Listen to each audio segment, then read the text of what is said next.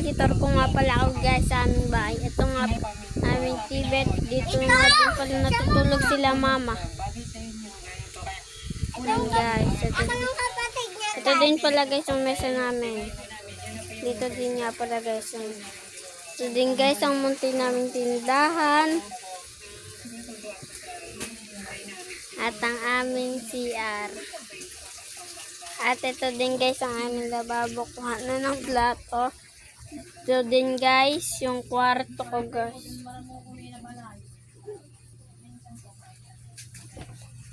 Ito guys ang aking kwarto.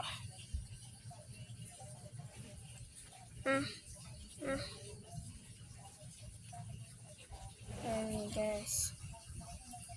Pero guys, mag-subscribe din nga pala kayo guys.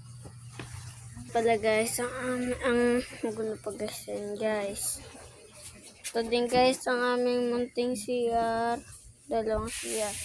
Ito guys ang aking kwarto. Ayan. Guys, huwag niyo kalimutan guys mag-subscribe, like, and share. Paalam.